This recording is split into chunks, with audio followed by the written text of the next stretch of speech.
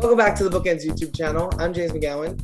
Hi, I'm Jessica Faust. We are literary agents who have taken our popular blog to YouTube to discuss all things publishing. It's Pitch Wars time, or the aftermath of Pitch Wars time, really. So if you're not familiar with Pitch Wars, this was actually its last year, but it was a pitch contest in which writers would submit their manuscripts, they would be mentored, and then there would be a showcase of their books.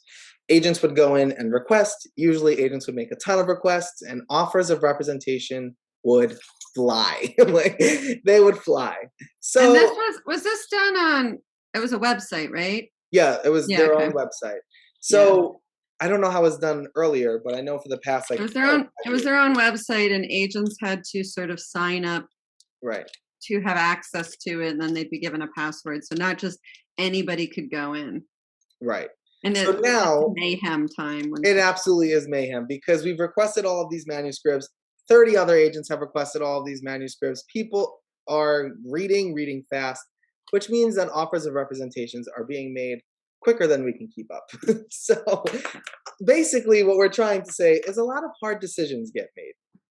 Yes, we pass on things. Well, and this actually was not even a Pitch Wars story, but I was sort of inspired to talk about this because the other day I received a nonfiction proposal, query, and I thought, wow, this is an important book. This could be a great book. And I passed on it because it is an important book and it will be a great book, but I'm not the agent to make all of that happen for a lot of reasons. One, it's not a genre or a subgenre of nonfiction that I am particularly passionate about or do a lot about. So I don't have the instant, in my mind, context for it. And while I don't mind taking on a new project if I'm excited and reconnecting with editors, I have to be that excited to want to do that extra work. Yeah, it's not a new conversation for us to have on the channel. I think we've talked a lot about, like, when a book matches your MSWL perfectly, but you still don't offer.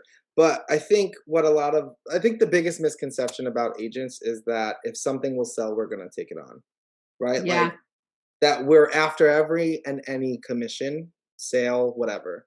Or that we should. Yes. You know, we even hear authors get sort of mad. I have this great book that's going to sell. Why wouldn't you want it? Right. But the truth is, we are one person, and we cannot do that. We cannot take on every single book that we're like, that has a path to publication. Because even though we can tell a book might have a path to publication, we may not know the exact path to publication or feel confident that we can lead the author or illustrator on that path to publication. Or honestly, want to take that journey ourselves. Yeah, we want to, yeah. We have, all of us here at BookEnds have very full, active, busy client lists. And, you know, if you have a busy schedule in your life and somebody asks you to do something, you might think it's important. You could volunteer at that organization. You could make a difference. It's a super important organization, but do you have the bandwidth to be able to give to it everything that you want to give to, you know, the things you put your time into? And the agent's world is the same. Do I have the bandwidth for this project to give it what it deserves in the same way all my other projects get?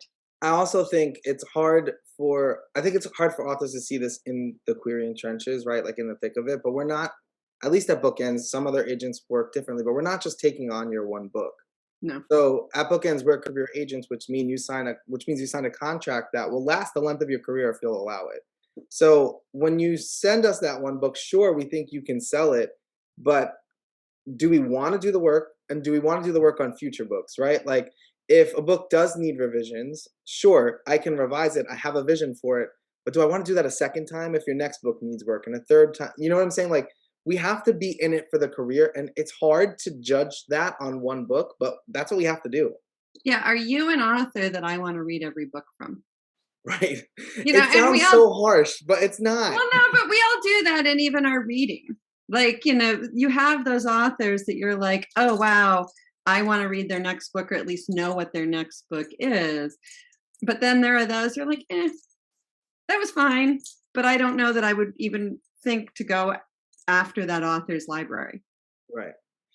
There are a ton of agents, right? And I think this is what makes it such a healthy marketplace, because there are other agents that would do that work, right? There are other agents that have different preferences that could find a niche in any market. So I think any agent can turn that down, but it's hard to, I don't know, feel annoyed about that, if that Well, makes sense. Like coming at it from the yeah, author's point of view. but even to give it perspective, these aren't easy decisions for the agent. Right. I mean, I can't even begin. I mean, I would say weekly we have a conversation at Bookends that involves, I don't know what to do with this. It's going to sell, but I don't know that I love it enough. And Yeah. it's not just me sitting here in front of my query inbox talking to myself. This is a Slack conversation with people needing to hear from others Yeah. and needing the reassurance that it's okay if you pass on something that's going to sell. But it's also not just that, right? Like it's not just can I sell it or do I want to do the work, but it's also do I have something on my list? That last book that I sold, it wasn't an easy sell. Like there are so many different approaches to making that decision that I mean, we're all book lovers, right? It's hard to have a book that if you can read a book from beginning to end, there's something compelling about it to you. Yeah. And turning that down when you're like, I loved it or I enjoyed it, it's hard to do, but we have to make those decisions in order to keep our current client list afloat. And also for you, it's not Yeah, going to do the author any good if I take on a new project that I don't have the time for, that I don't have the energy for, and that I don't have the heart for. So you're not getting the benefit of an agent who is all in. yeah. And, part of the conversation when you're interviewing agents is to get a sense of which agent is all in versus which agent is, I know I can sell this, Yeah. which I think, you want the agent who's all in and knows they can sell it. Yeah, that was really Really. well put. I mean, the truth is the subjectivity of publishing is both a blessing and a curse because there's someone who is going to be all in, but there's a lot of people who are not, and you kind of have to get through them before you get to the person who is. Yeah. Yeah. Well, we hope that was helpful. I feel like it didn't go very, very far, but it was just Well, a I rant. hope And it wasn't, it I wasn't hope, descriptive, but it was informative.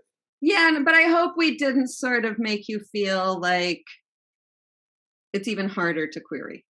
I mean, I think that it really is about finding that right agent, but knowing that just because a book sells doesn't mean that the agent made a mistake, or that just because the agent rejected it doesn't mean the book won't sell. Exactly. Yes, that's the takeaway. See?